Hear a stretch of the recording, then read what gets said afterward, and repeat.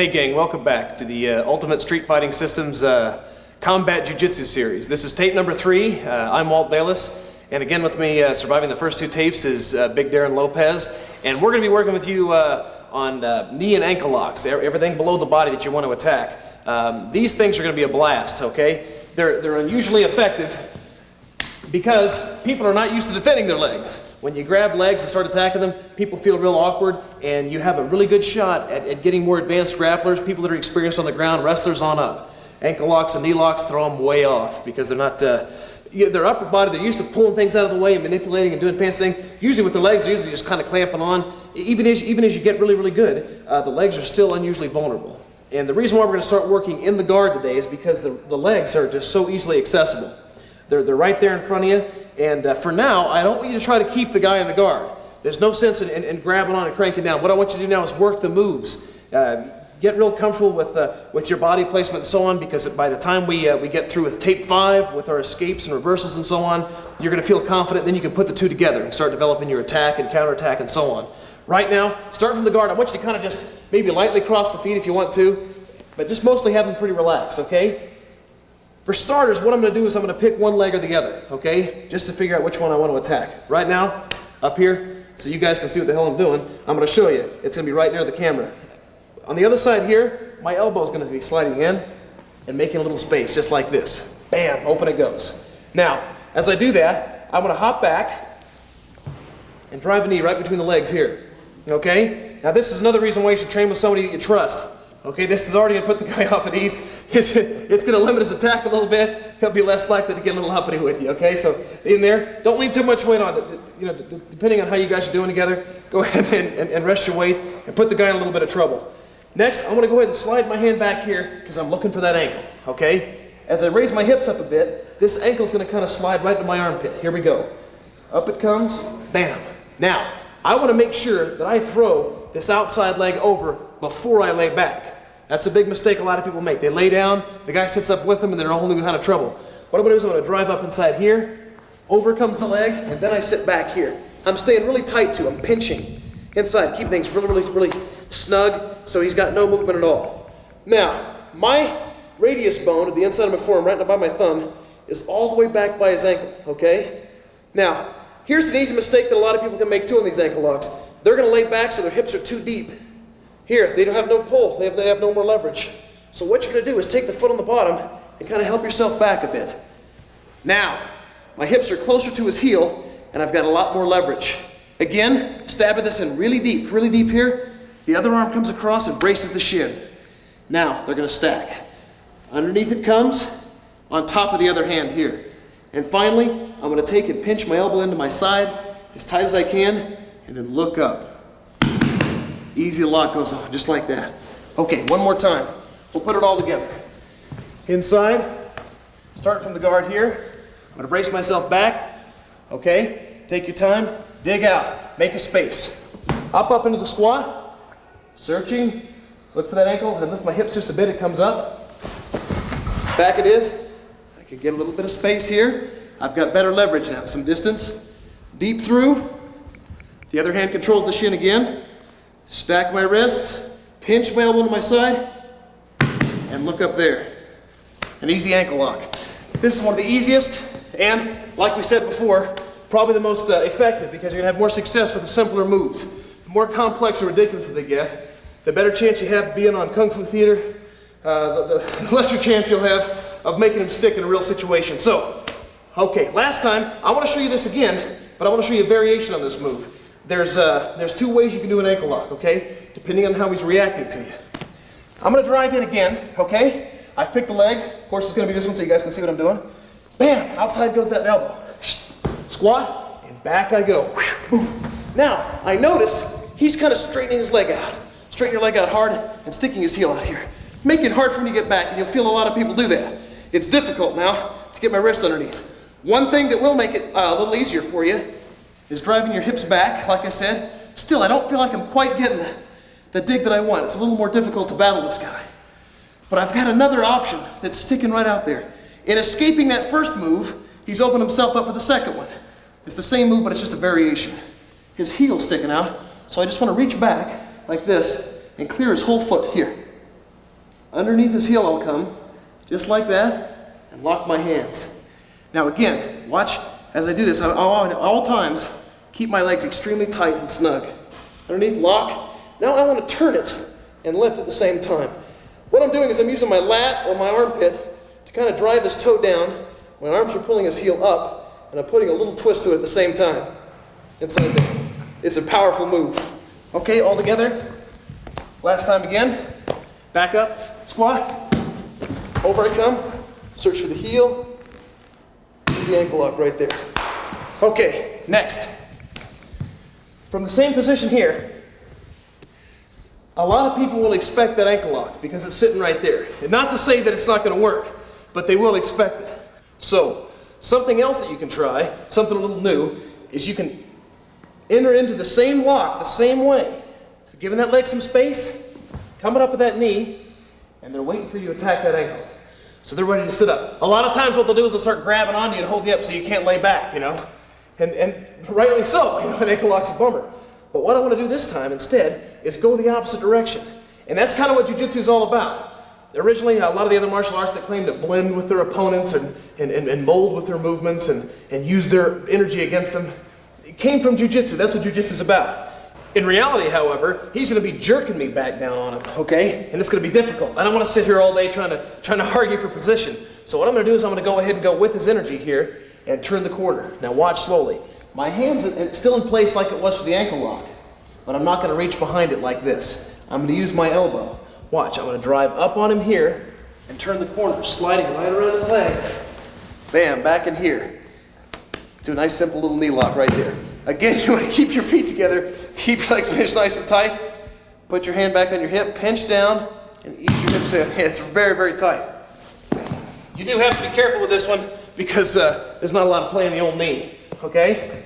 This is probably one of the worst breaks I could think of right here. So, again, creating that little bit of space, in comes the knee like this. Now, he may be trying to keep me from going back, or I just want to try something different to throw him off here. So I'm going back. But I'm going to drive this knee around, and I want to come around his knee. Don't take his knee with you. Don't twist him around in a circle, okay? What you want to do is just ease around the leg right there. And you'll land right in the exact position you want to be in. All right, what I'm going to do is I'm going to show you this move from the other angle so you can see what it looks like from the other side. Okay, now, do it on this side. What I'm going to do is I'm going to open up, make that space again, but I'm doing it on this side because I'm attacking this leg here. Open it comes, and I hop right up in the squat inside here. In comes the knee, right between the legs. I'm still going after that ankle like I might be doing an ankle lock, okay? He'll be preparing for it, and I'm going to drive this knee over. Okay, remember, my legs are going to be tight when I finish, but they're going to be loose just for a second. I still want to be snug, but I want to slide around the thigh. When I get in position, then I'll lock it up, okay? So here it comes, in underneath here, turn the corner, nice and slow. Bam, there's the knee lock right there. And this thing, it goes on before it goes on. All right, you want to have your hand on this side, ease it back, and there it is. Okay, one more time. Let's put it all together now. Inside so you can see it from the other angle. At a regular speed. Inside, I'm going to drive that knee down. Up I come inside here, spin around the thigh. Back inside there, and there's the knee lock. It's a piece of cake. That was a lot of fun.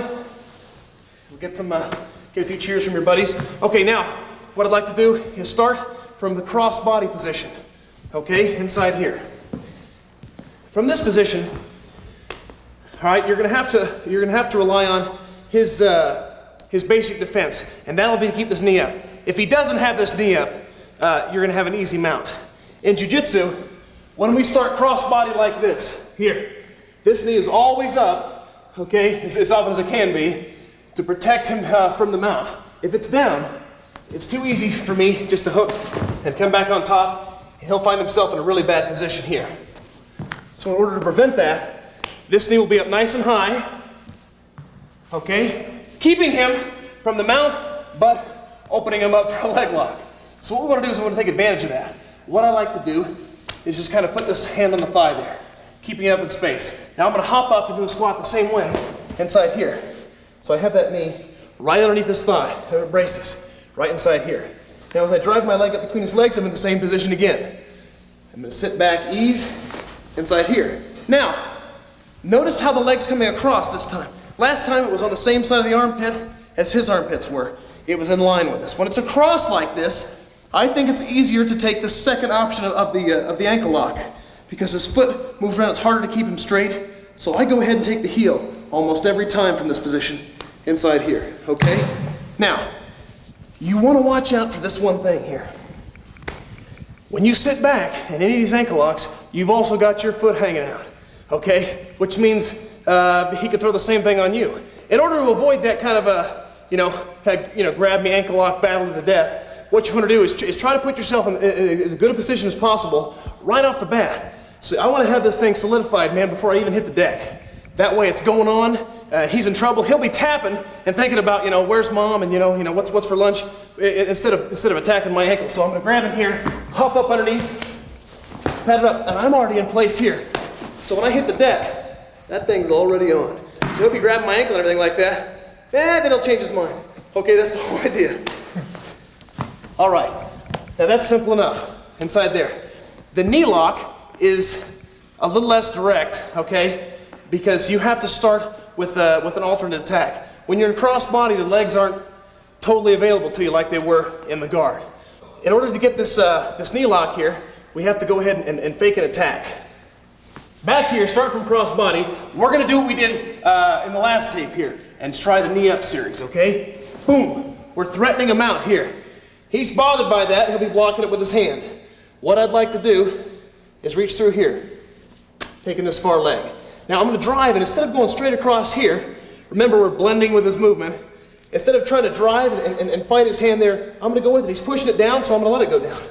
Inside here this way. So as I do, I just have to clear this leg over the head and get this leg here. Boom. Easy leg lock right there. Now this time I don't have my arm underneath it. I can put it underneath, but just like the arm lock, I want to make sure his knee's facing directly perpendicular into my body. And the way I do that, his knee will always be where his toe is pointing. So if it's pointing right at me, I'm in good shape. So I can grab inside here, and it's a better idea not to pull with just your hands unless you're incredibly powerful, like Darren. See, when you're like me, you've got to grab around here like this and put your body inside here. The tightest way to do it is to like we did the first time, to drive that arm underneath here, put it back behind, then you're extremely tight. Okay, once again.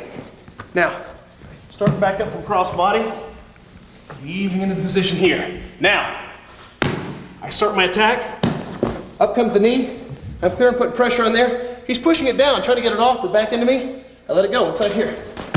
Back I come, grab the ankle here, I make sure the toe's pointed right at me here to get my lock. In order to tighten it up, again, underneath, and I put my hand right on my hip, curl tight. I want to curl on that butt, okay? Don't let it sag back here. Get right on the butt here, and get it up as high on the ankle as you can, and look back. There it is. Easy knee lock from the cross-body position. Now, again, when you're doing all these things with your partner, remember, don't sit there and try to resist each other right now. When it's time to free spar and you guys get good at the basics, then you can give each other as much trouble as you want to give each other. But in the beginning, take it easy. Let your limbs kind of go. Let them feel success. Your mind has to experience a successful movement in order for it to assimilate it properly. Otherwise, you're going to get used to a lot of frustrated attempts. In the beginning, that's the most important thing. We call it tempo grappling, where we kind of just move slowly from one move to the next, so our minds get a workout instead of our bodies. Okay, your body's easy to train. It doesn't take more than 3 or 4 times a week for an hour a day. You'll be in great shape, as good as you can be. Your mind can train all day. So you want to relax and go through the move slowly. What I'm going to do now is show you a few ankle, knee, and leg locks from the guard when I'm in the guard. Now this is a lot trickier. So Darren's going to hop up here. I'm going to get back on my back and pull him into my guard here.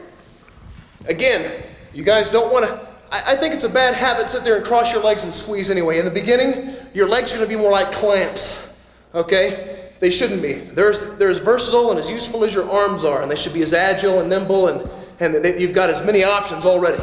So I want to hold him in, sure, but I want to be able to work with him. Here, one of the easiest and simplest leg locks you can get from here, that's what we always start with, is a simple, what we call a knee fold or knee pinch. What we do is we're holding him inside here, and he's going to be fighting for some space, and all I want to do is clear him off to one side here, unlock my legs, and look behind his leg here. So I'm going to give him a pull up, and look behind his leg here. just like that. Not on the outside, inside, just like this. So I'm going to drop it down, I'm going to clear him, and swim past him here. As I sit up, this way, I find myself in this position here. I'm going to scoop that foot back here, and grab the top of the toe. And this one's particularly horrible. Was that a tap? Hey, we're buddies here, okay? But just because we're on camera, okay, yeah, you want to pull that back. If you pull back the ankle, you don't have as good a leverage here. Walk back to the toe, and you'll get a nice tight pull here. Okay, one more time. And only one more. Okay, back down the side, here like this. I'm holding them in. Things are going crazy, as they always do. I'm going to drop down here, and clip it to the side and swim up. Here I go. There's that little knee again. Now look how I am here. I want to show you one thing that's really important. Deer and I are both about 180, but he feels heavier. Okay, I don't want to put the meaty part of my calf down on the bend of his leg because it's not as uncomfortable, and unfortunately that's what we're going for. So what I do want to do is come closer down about where we grab the ankle to lock it. That part of my ankle, I want to slide that down on the bend of his knee, and I'm going to get it in deep. Notice how my legs are straight, parallel with his. They're totally perpendicular, so my knee's folded out here. As I grab like this, the first hand kind of puts it in place. The second hand grabs really high on the toe for better leverage. So as I fold it back, I get a quicker tap. With my meaty part of my calf, it may take all day to get a good tap out of it. Inside here, hardly pull it all, and you get your tap. Now, back in the guard again we go. The chances that you're going to have to throw ankle locks on will a lot of times arise from somebody standing up or giving you some space here, because generally the legs are not that accessible to me when he's in my guard. But there are some exceptions here. And I think those exceptions a lot of time arise when he stands up, starts driving up into me inside here like this. And you'll get a lot of that, especially from wrestlers and so on like that. And it's not a bad place for them to be.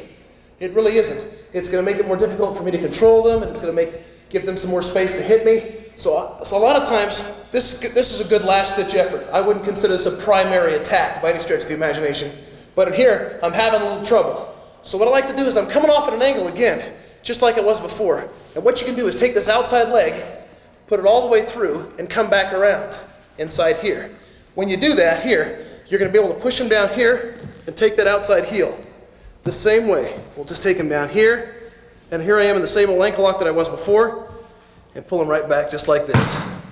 Okay, one more time. This time we'll speed it up for your enjoyment. Okay, he's standing up beside here like this. I'll turn to the side a bit. Through that leg comes, bam, over the top. Around the ankle I come, lock the hands, pull back here, and an easy tap. That's the ankle lock from that guard position. Okay, last but not least.